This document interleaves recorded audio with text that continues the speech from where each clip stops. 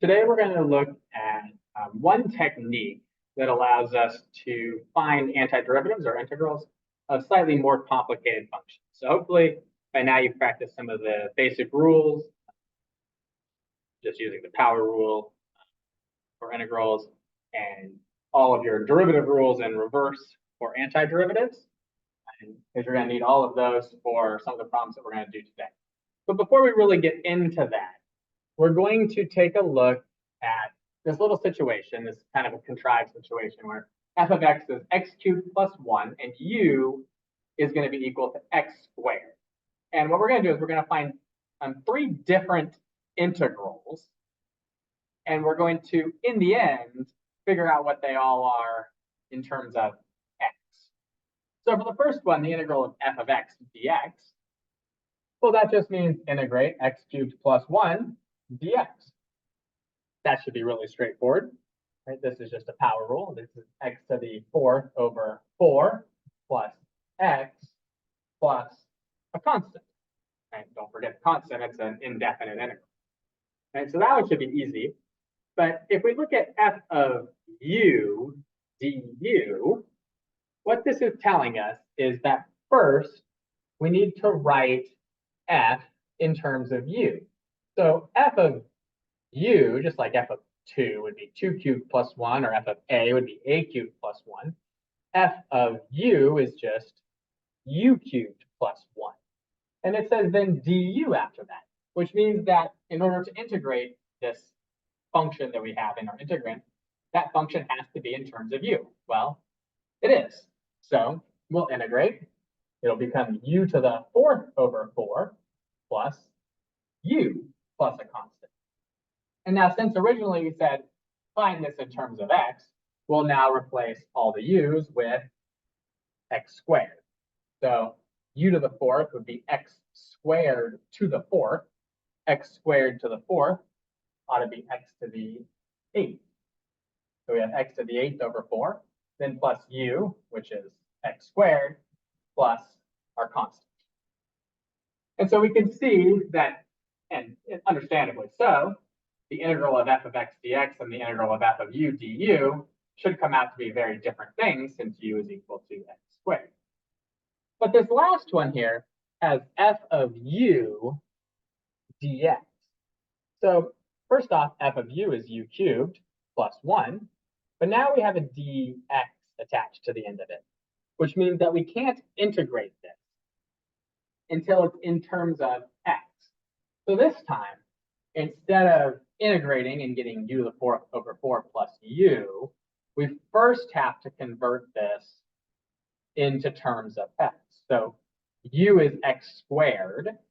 So if I replace this u here with x squared, that'll give me x squared to the 3rd, or just x to the 6th.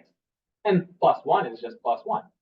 So now we have x to the 6th plus 1 dx, which can be integrated into x to the 7 over 7 plus x plus a constant. And so we can see, hopefully, that especially with these last two, where we're both integrating f of u, but in one of them we're doing it in terms of u, and the other one we're doing it in terms of x, yields two very different answers. So it's very important that we make sure that our integrals, that our integrands, the function that we're integrating, has the same variable as that du or that dx does. And we're going to use this idea of manipulating our functions and turning them into something in terms of u as a way to integrate more complicated functions. Effectively, we're going to be doing the chain rule for derivatives in reverse. And we call these U-Substitution integrals. So we're going to start with a pretty straightforward one, the integral of cotangent x. And in order to integrate this, we're first going to rewrite it as an integral of cosine x over sine x dx, right? Because cotangent is just cosine over sine.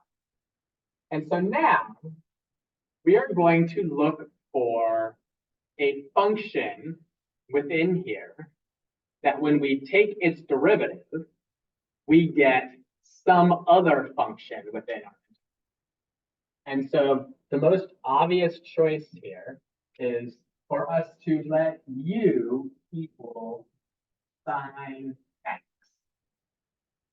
All right? If u equals sine x, then that would tell us that the derivative of u, du, would equal the derivative of sine, which is cosine x dx. Just like when we did differentials, we're going to have du and then dx attached to it. And so what we can look at here is the numerator now is cosine x dx, which is du. And our denominator, sine x, is just our u. So what we'll be able to do is we'll be able to rewrite this integral as an integral of du over u. And now we should be able to evaluate this integral, right? The integral of du over u, or the integral of 1 over u times du, is one of our rules. It's just the natural log of the absolute value of u plus a constant. And so all we have to do then is replace the u with what u is. It's sine x. And that'll tell us that the antiderivative of cotangent x dx is equal to the natural log of the absolute value of sine x plus a constant. This is an integral that pops up often enough that this would be a good one to add on to your antiderivative sheet, a good one to memorize. But if you don't do that, that's fine. Just make sure you can break it down into the cosine over the sine, and then you can integrate it using a U-substitution. So this is the basic idea of the U-substitution. Make sure when you do these, you always go back in terms of the original variable. So we were all in terms of x at the beginning, right? We have to finish with an answer that's also all in terms of x. And another thing to note here is that had we tried to do this the opposite way, where we were, maybe if we tried to let u equal cosine x, du would be negative sine x dx. And the negative sign is not really a problem. We could build that in, which we'll see soon. But we don't have sine x times dx in here. We have dx over sine x. Right? And so getting rid of the thing in the numerator as a u while leaving the denominator as part of your du is usually not that great of an idea. It's usually going to kind of mess things up. So our best option there was to let u equal sine. So let's take a look at another one. This one is just an integral of tangent dx. So once again, we're going to start off the same way. We're going to rewrite this as an integral of sine x over cosine x dx. And we're going to make a similar substitution. So just like we were saying last time, we could try u as sine x. If u was sine x, then du would be cosine x dx, right? I'll write that out, even though we're not going to do this. If u is sine x, du would be cosine x dx. But we can't do that because the cosine x is not being multiplied by dx. It's 1 over cosine that's being multiplied by dx. That's not going to work. So we're going to want to sub out that thing that's in our denominator. We're going to substitute out u as cosine x. And it's pretty common for you to substitute out a denominator in a lot of these u substitutions.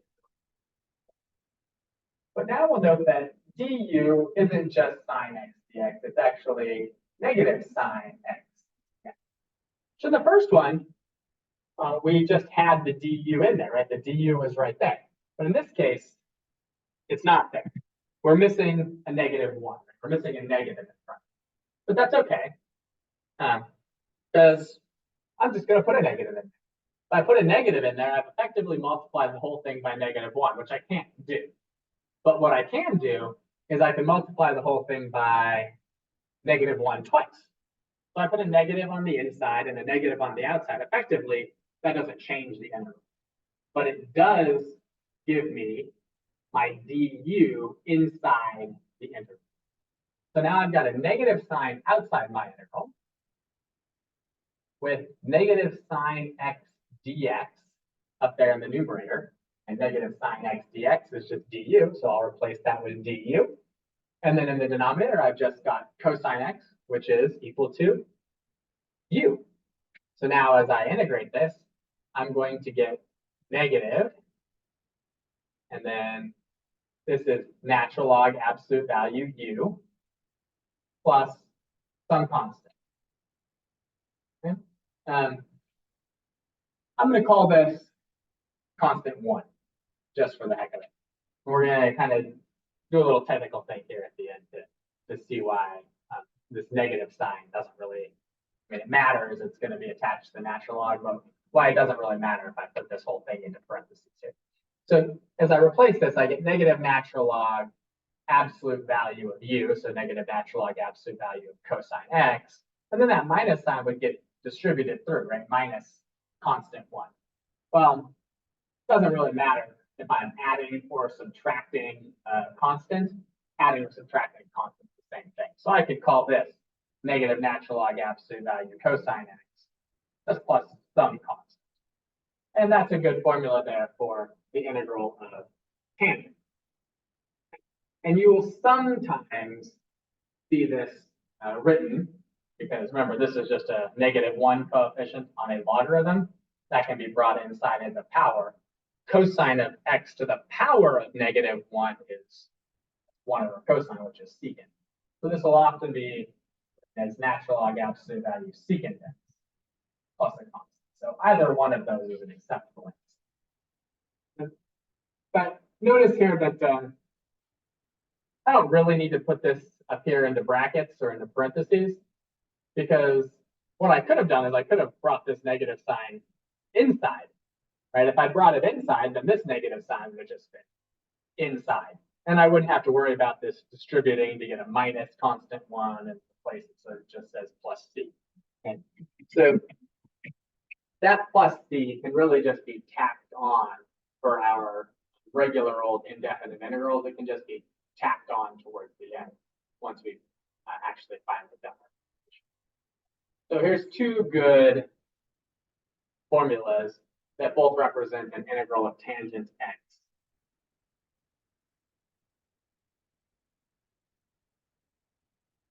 So here we've got one that's a little more complicated looking. We've got the integral of sine x times e to the cosine x.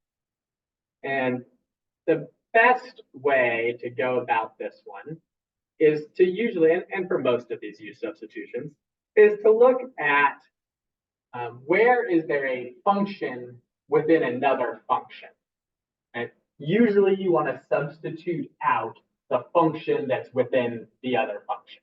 Now, that's not to say it's the only way to do a lot of these problems, but it's generally the easiest method. So here's a function within a function, right? There's a cosine x within an e to the power of something, right? There's a function within a function. So we're going to substitute out that function that's within, just that cosine x. And this is pretty convenient because du is just, as we did a second ago, negative sine x dx. And if we look in here, we've got sine x and we've got dx. The only thing we're missing is the negative sign, just like in the previous one. So I'm going to build in a negative both on the outside and on the inside, so that we end up with the opposite of the integral of the opposite of sine x times e to the cosine x dx. And now I'll just replace the negative sine x dx with du, and I'll replace the cosine x with u. So I'm left with a negative out in front of my integral. The e to the cosine will become e to the u, and the negative sine x dx will become du. And now we've got a really simple integral for us to complete. The integral of e to the u is just e to the u. So we've got negative e to the u plus a constant. Now notice I didn't put that into parentheses this time, right? I didn't do this, right? Which I could, but I could also just think about it as if this negative sign was really in here, and the integral of negative e to the u is negative e to the u. So it doesn't really matter which way we go about it. It does get a little bit more important in our next unit on differential equations, and we're going to be solving for specific constants. But we'll be extra careful about it at that point. So for now, this will be good. And this answer we've got negative e to the u plus c isn't good enough because it's not all in terms of x, our original variable. So we'll replace with the u with cosine. We have negative e to the cosine x plus constant. And that's the whole idea of U-substitution integrals. We're going to build a du for some u that we substitute out inside of our integral so that we can now have an easy function to integrate.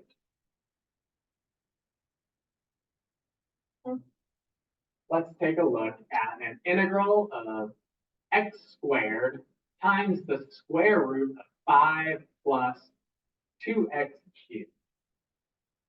So our first rule of thumb here was look for a function within another function. And so the x squared is not within something else. But there is a 5 plus 2x cubed, which is stuck inside of another function. It's stuck inside that square root. So again, it's not the only way to do it, but the way that probably will work out the best is if we let u equal that interior function, 5 plus 2x cubed. And so we won't be able to integrate this unless we get everything in terms of u and have a du, which we don't have. We have a dx. So let's find out what du is so that we can build it into our function. The derivative of 5 plus 2x cubed is just 6x squared. So du is 6x squared dx. Well, we've got a nice chunk of that already. We've got x squared and we got dx. All we have to do is build a 6 inside the integral. So as we do that, I'm just going to put that 6 there. 6x squared square root 5 plus 2x cubed dx. But I can't just multiply by 6. If I multiply by 6, I've also got to cancel that out by multiplying by its reciprocal, 1/6. So now we're going to have 1/6 of this. And now we can rewrite it all in terms of u. This is 1/6 the integral of, well, we've got a square root of 5 plus 2x cubed. Since 5 plus 2x cubed is what we said u is going to be, this is just a square root of u. I'm going to write it as u to the 1/2 because I think that makes it a little easier for us to think about the power rule. And then we've got 6x squared left in there. And we've got dx left in there. And immediately, 6x squared dx is du.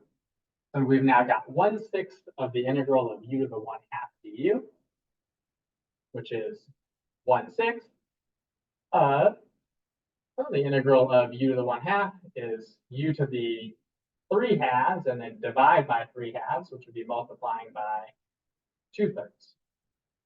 Okay. And we'll add a constant to that. Once again, this 1/6 could be inside of here if we wanted it to be. It doesn't have to be.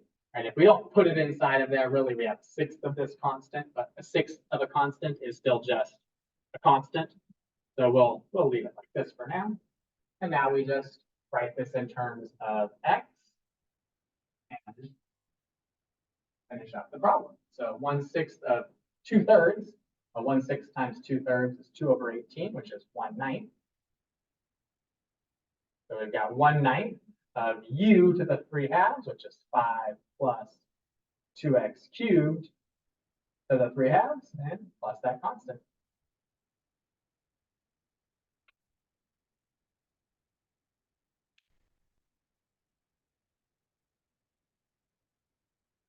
Here we're looking at the cotangent of 7x.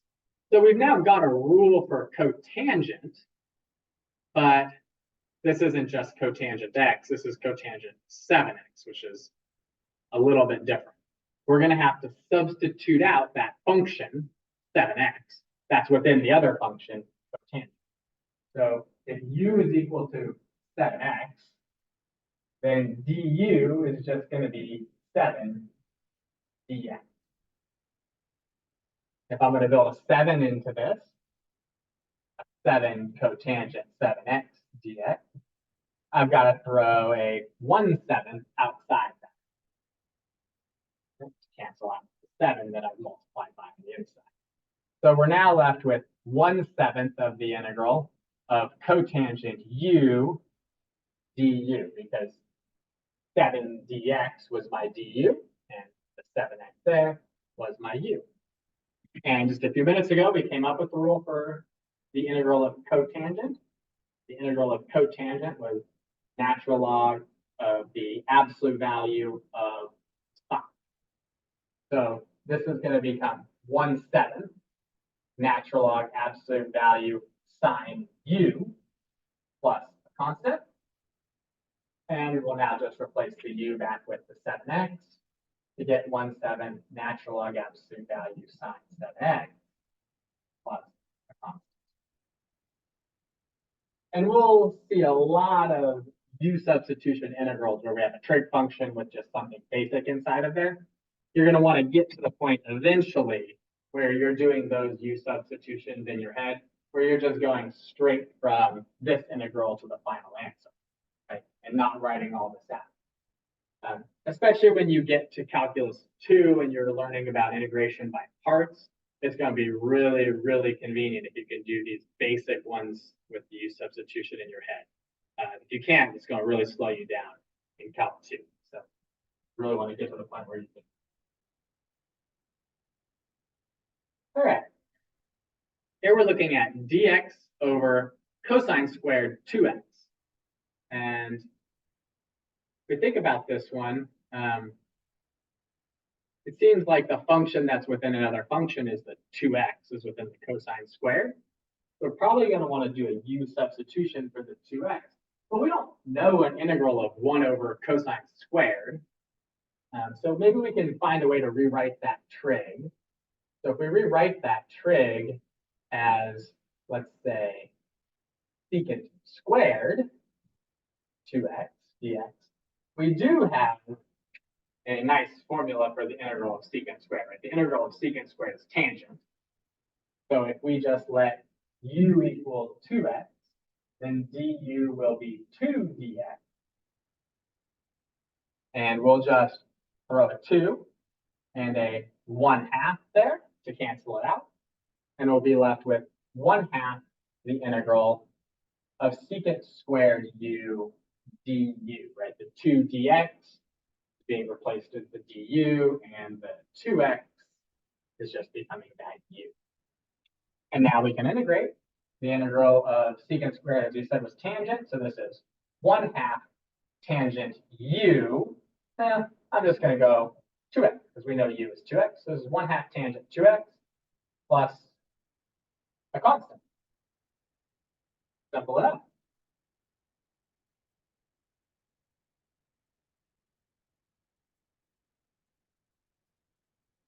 So here we're looking at cotangent squared 3x dx.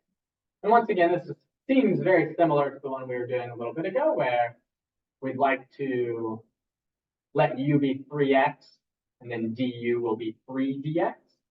But again, we don't know a formula for the integral of cotangent squared.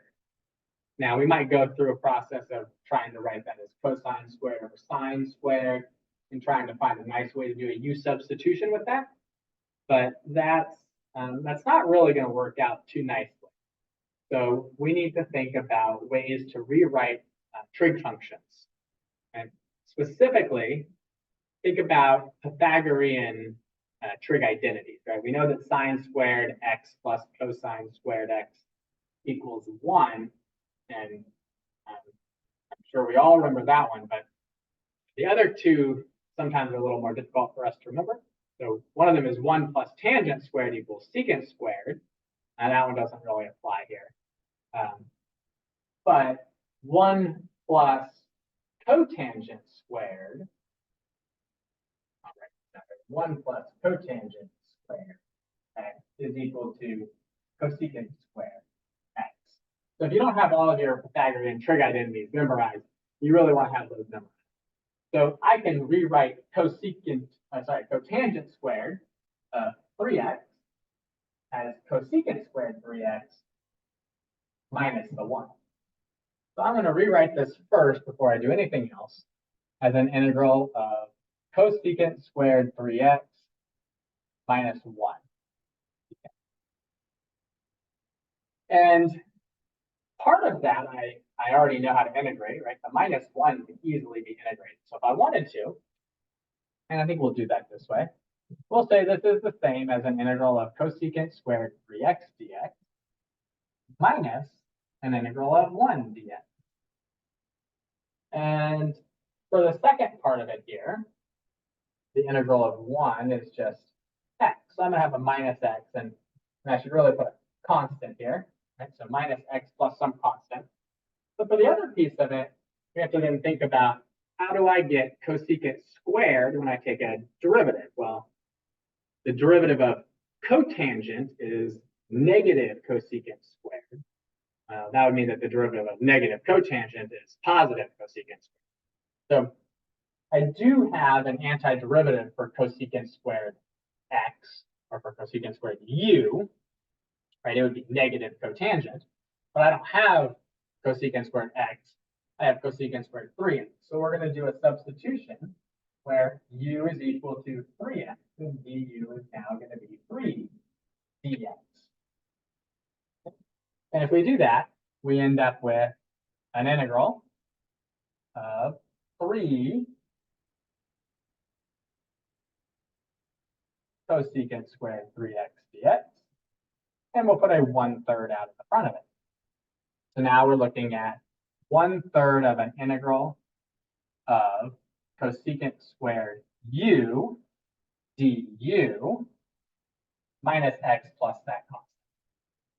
And at this point, we should now be able to integrate that cosecant squared u. We said the integral of cosecant squared u is negative cotangent. And we'll note that this 1/3 is only being applied to what's inside this integral. It's not being applied to this stuff over here. So we're not going to distribute that 1/3 over to the minus x to give us negative 1/3 x. We'd already finished that integral, and that 1/3 was only being multiplied by what was inside our integrand here. So this will give us negative 1/3 cotangent u. We'll rewrite from the u as 3x already. So we have negative 1/3 cotangent 3x. And then we're adding a constant to that, minus our x plus that other constant. Well, what's one constant? Constant 1 plus some other constant, constant 2. Well, constant 1 plus constant 2 is just some constant. Let's call it that, which then allows us to rewrite this with our final answer of negative 1/3 cotangent 3x minus x plus some constant.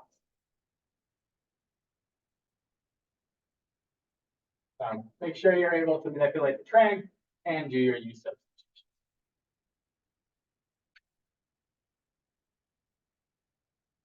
Now this one's going to be a fun one here. We've got an integral of tangent x times secant squared x.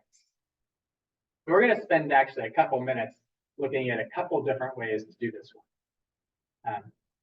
So if you think about the U-substitution that's necessary here, and there's multiple different ways actually that you can go about this one. We're just going to look at 2 of them. One option is to let u equal tangent x. If u is tangent x, then that would let du be secant squared x dx, which is exceptionally convenient because I have a tangent in there and I have a secant squared. So this would just turn this into an integral of u du. The integral of u is u squared over 2 plus our constant, which would just leave us with, if u is tangent, that'd be tangent squared x over 2 plus a constant. Perfect. Easy enough, right? But another option that you might have seen would be to let u equal secant x. If I let u equal secant x, then du would be secant x times tangent x dx. And if we think about this, if I used one of these secants here as my u, I'd still be left with another secant, and I'd be left with a tangent. So effectively, I'd still be left with an integral of u du. And when I integrated that, I get u squared over 2 plus some constant. And, well, this time u, though, is secant x. So I get secant squared x over 2 plus my constant. And this answer is also good. And if you look at those, they sure look different, but they're both correct. And that means one of two things as we move through these integrals. One is that these two things might be exactly equivalent to each other. The other thing is it might mean that they differ only by the value of a constant. So this is something to keep in mind. One, we might be able to rearrange the trig within one of them to turn it into this one. Like if I rearrange tangent squared x over 2, maybe it does turn into secant squared x. Actually, it doesn't, right, for this particular one. But you might get an answer that doesn't look like what I have on my answer key, but could be rearranged so that it is equivalent to it. But in this case, these are not equal to each other, okay? But they do differ by a constant. So we're going to call this one constant 2. Let's call this one constant 1. Right? And let's take the two of those and see if we can sort of reconcile and see what the difference between the two constants is. So what we had here was we had tangent squared x over 2 plus some constant 1, was equal to secant squared x over 2 plus some other constant, right? Because they both were that integral, so they both must be equivalent to each other somehow. So as we said a minute ago, there is a way to rewrite some of our trig stuff at 1 plus tangent squared x. 1 plus tangent squared x is equal to secant squared x. So if I, on the right-hand side here, I'll rewrite this as is, tangent squared x over 2 plus constant 1 is equal to secant squared, which is 1 plus tangent squared x over 2 plus this other constant. Well, now we're left with tangent squared x over 2 plus constant 1 is equal to 1/2 plus tangent squared x over 2 plus constant 2. And I can just subtract tangent squared x over 2 from both sides and see that the only difference between these is the values of the constant. Constant 1 is equal to 1/2 plus constant 2. And remember, the value of the constant doesn't matter, right? Because if I were to take the derivative of either one of these functions, those constants would just completely fall off. It doesn't matter if they differ by 1/2 or if they differ by 1,000,000, right? They're still just a constant. Okay? So this is perfectly acceptable. So sometimes the integral you get might be different than mine on the answer key, depending on the method you might use, but it doesn't mean it's wrong, right? It may just differ by the constant.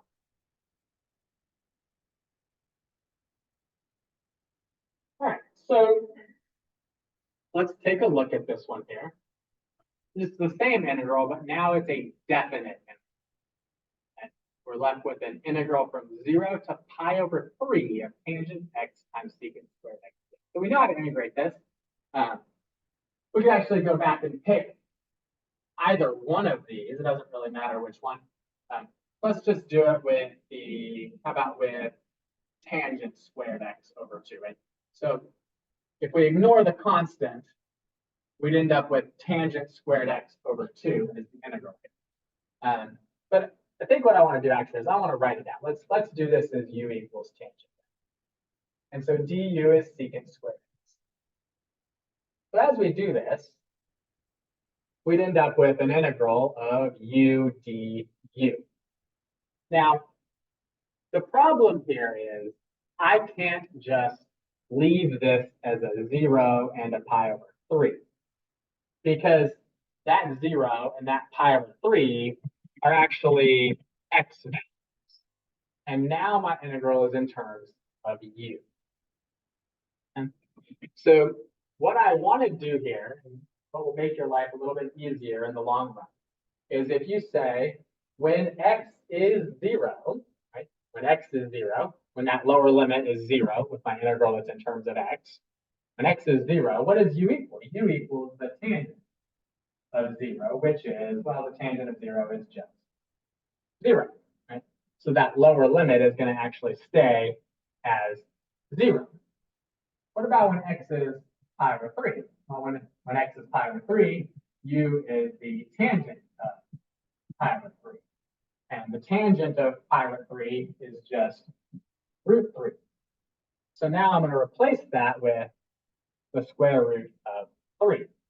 And the nice thing about doing that right here is that now I've got these in terms of u. And when I integrate to get u squared over 2, I'm looking at doing this from 0 to the square root of 3. And instead of having to convert this definite integral back into terms of x and then evaluate, I can just leave it just like this, because now everything's in terms of u. Right? This is now the square root of 3 squared over 2 minus 0 squared over 2. The square root of 3 squared is 3, so I end up with 3 halves minus 0, or just 3 halves. I don't actually have to convert it back into terms of x, because I'm looking for a numeric answer. Now, if you wanted to leave it as 0 and pi over 3 here and then convert back, you could. Right? I could have left it and said, okay, this is an integral from x equals 0 to x equals pi over 3 of u du, which would have given me u squared over 2 from x equals 0 to x equals pi over 3. But it's just a whole lot more writing. And then I got to convert the u back into tangent.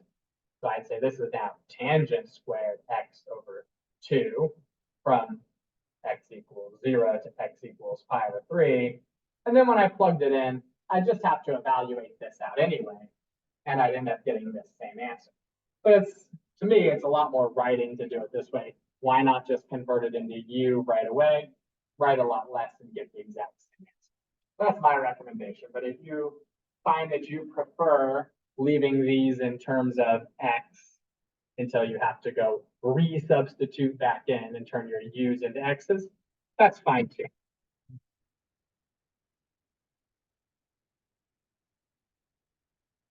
All right. We're just going to go through a few more little u-sub integrals here before we call it a day. Here we've got cosine cubed x dx. And while we know an integral of cosine, right, the integral of cosine is just sine, we don't have a specific integral for cosine cubed. So what we need to do is we need to break this down so I can turn this into sines and cosines. And it's going to be really convenient whenever we have a cosine or a sine to it, especially to an odd power. We're going to want to break it down so that we're left with a cosine and this time a cosine squared. Because cosine times cosine squared is just cosine cubed. But we can convert cosine squared x using Pythagorean trig identities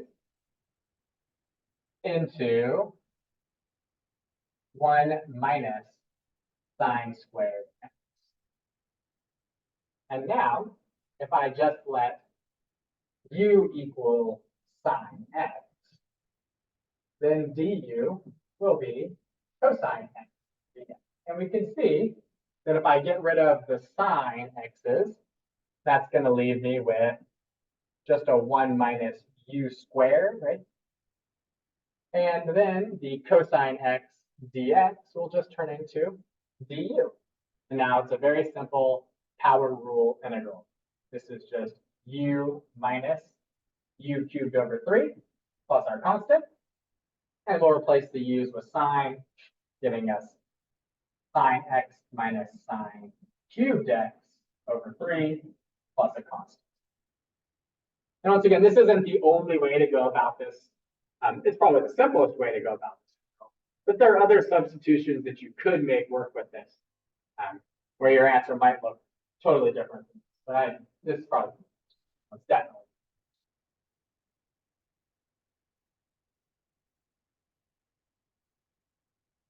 All right, here we're looking at another definite integral.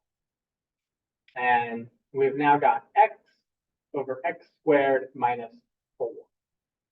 And oftentimes our best case option, if there's not really like an obvious function within another function to u sub out, our best option is often going to be to u sub out the denominator.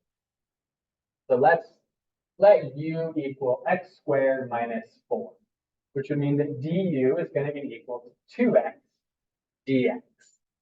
And I think we can see that that's going to allow us to get rid of the whole denominator. That'll be a u.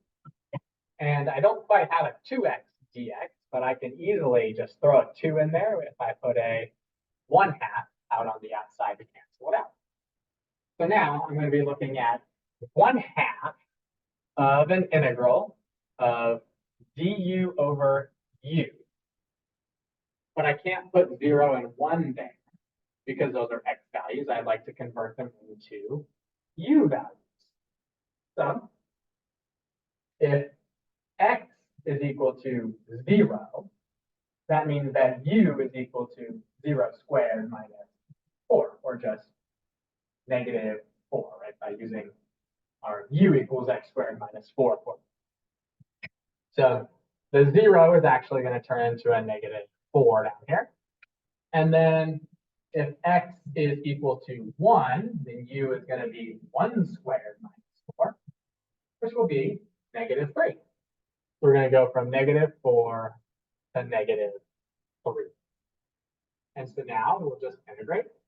We've got 1/2 of, well, the integral of du over u is just natural log, and here's where it's important to remember that it's absolute value u, evaluated from negative 4 to negative 3.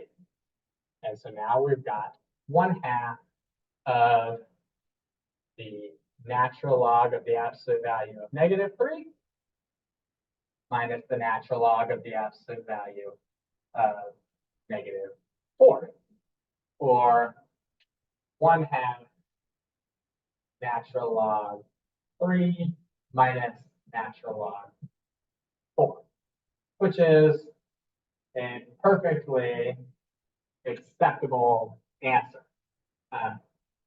Of course, that might not be an answer that shows up if this was a multiple choice question. You need to make sure that you're able to manipulate logarithmic functions. So we have a rule, right? The rule says natural log of a minus natural log of b is equal to the natural log of a over b. So we could see this. This might also be written as 1/2 natural log of 3/4. Totally might see that as an answer choice. You may see it written as the natural log of the square root of 3/4, right? Because 1/2 is just a coefficient on the logarithm. You bring that in as a power. Power of 1/2 is a square root. So you could well see it written like this as a multiple choice answer. You might see it as natural log of root 3 over 2. That's perfectly possible as well.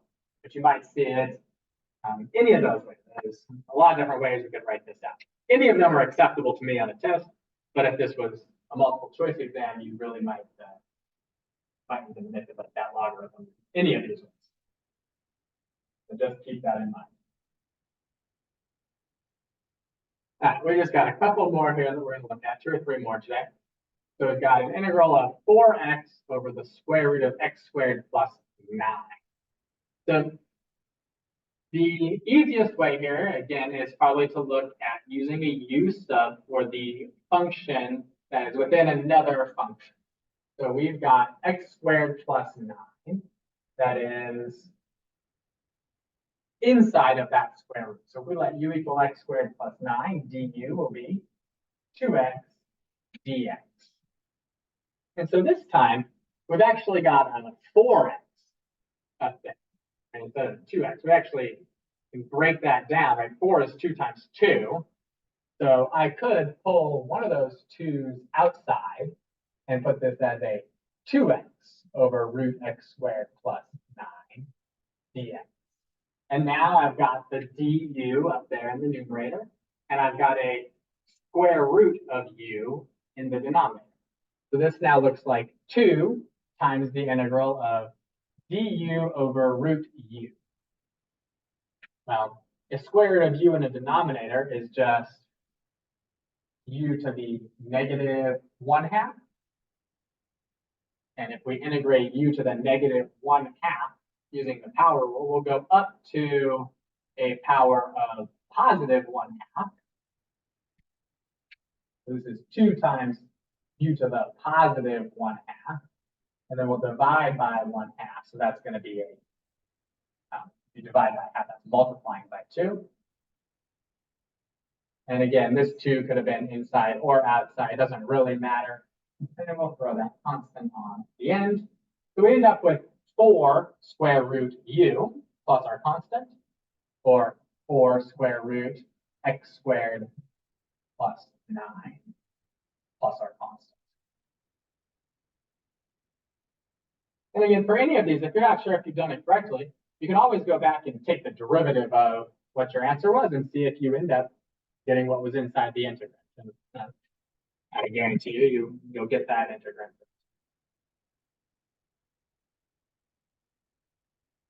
Okay. Here we're now looking at x cubed times the square root of x squared minus 1. Now here's where they get just a little bit more complicated. Again, we're still going to do that same substitution where we're going to substitute out the thing that's inside, the function that's inside another function. So u is going to be x squared minus 1, and du is going to be 2x dx. And so as we look at this, this seems like it's going to be a bit of an issue because I've now got x cubed square root u and then dx. And I can build the 2x in without any problem by multiplying by a 2 and multiplying by a 1/2. But I'm still then left with 1/2 of an integral of 2x times x squared times the square root of u dx. And I can take that 2x dx, which is du, and get rid of it, leaving you with 1/2 of an integral of x squared root u du. But that's a problem because I've still got things in terms of x inside of this integral, inside my integral sign. So what I need to do is refer back to my original substitution. Right? If u was x squared minus 1, that means that u plus 1 is equal to x squared. Well, perfect. That's exactly what I needed. I needed to get rid of that x squared. So now I know that x squared in terms of u is just u plus 1. So we're looking at 1/2 of an integral of u plus 1 times root u, which is u to the 1/2, times du. Which, at first glance, you might say, well, how am I going to integrate that? Well, we're going to integrate it by using the power rule. We're just going to distribute that u to the 1/2 to both pieces of this. So we're now looking at 1/2 of an integral of u to the first times u to the 1/2 is u to the 3/2 And then u to the 1/2 times 1 is just u to the 1/2. And now we can go through and we can just use the power rule. So we've got 1/2 of u to the 3/2 integrated should be, we'll go up to u to the 5/2. And then when we divide by 5/2, that's a 2/5. And then the same with the u to the 1/2, we'll go up to u to the 3/2. And when we divide by 3/2, that'd be multiplying by 2/3. And once again, that 1/2 could have been inside or outside that integral. It doesn't really matter. We'll just throw a plus c on at the end. And as we distribute the 1/2 through, we can also replace all the u's with x squared minus 1s. Don't forget to replace all those u's back with your original terms of x. And because if you don't leave it in terms of x when it was originally in terms of x, you're not going to get full points. So 1/2 of 2/5 would be 1/5. So we're now looking at 1/5 of u, or x squared minus 1, to the 5/2, plus, and then we'll, half of 2/3 will be 1/3. And again, u is x squared minus 1. And that'll be now to the 3/2 plus some constant. And that's it for that integral. And we've now just got one more that we're going to look at today. And we'll have a couple kind of loose ends to tie up the next couple of times, and that'll be it for this unit. So this one's quite similar to the one we were just looking at. We're going to do the same thing, except this time we'll notice that it's a cube root in there, which is going to kind of make the integral look a little more complicated, but effectively it's not going to be any more difficult. We're going to still substitute out the thing that's inside that root. So u is going to be x squared minus 2, and du will be 2x dx. And so I think that we can probably sort of quicken the process here a little bit. If we see that we want to throw in a 2 inside of here and a 1/2 on the outside, that's going to leave us with a 2x and an x to the 4th inside of that. Well, we don't have anything that represents x to the 4th over here with our substitution. But what we do have is x squared being equal to u plus 2. And since we know that x to the 4th is equal to x squared times x squared, or x squared squared, right? We should be able to just recognize that we're going to have a u plus 2 times another u plus 2 inside that integral. And we're going to have that 2x dx, which will turn into the du. So it looks like what we've got here now is 1/2 of an integral of x squared times x squared, or u plus 2 times u plus 2, or u plus 2 squared, and then times the cube root of u, which is u to the 1/3, and then again that 2x with the dx will become my du.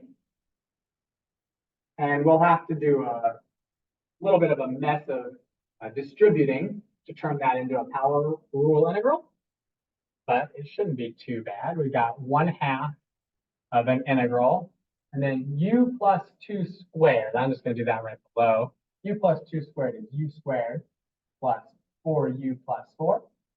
So if I'm going to multiply u squared plus 4u plus 4 by u to the 1/3, that's just some easy enough distributing. U squared times u to the 1/3, add the exponents because it's the same base, should become u to the 7/3, right?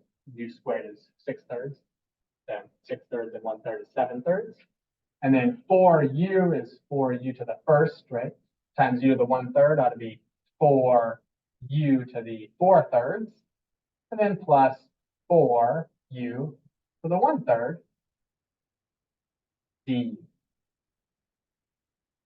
And now we can go through and just use the power rule to integrate this. So we've now got 1/2. And again, that 1/2 can either be inside or outside the integral. It doesn't really matter. We could distribute it through everything. 1/2 of the integral of u to the 7/3 should be, we'll go up to u to the 10/3. And when we divide by 10/3, that'll be multiplying by 3/10. So 3/10 u to the 10/3 plus 4 times the integral of u to the 4/3. Well, that's going to go up to u to the 7/3. We'll divide by 7/3 or multiply by 3/7. And then for u to the 1/3, that'll go up to 4/3. So we'll have a plus 4. And as it goes up to 4/3, we will divide by 4/3 or multiply by 3/4. And we'll add a constant on to the end of it. And now all we've got to do is distribute the 1/2 through and make sure we remember to replace all the u's with x squared minus 2. So 1/2 times 3/10 is 3/20. So we've got 3/20 of u, x squared minus 2, to the 10/3. And then we've got 1/2. 1/2 times a 4 is 2, and a 2 times a 3/7 ought to be a 6/7. So we got plus 6/7 of u, x squared minus 2, to the 7/3. And then we got the 1/2 times the 4 is 2, and then the 2 times the 3/4, that's 6/4. 6/4 is just 3/2.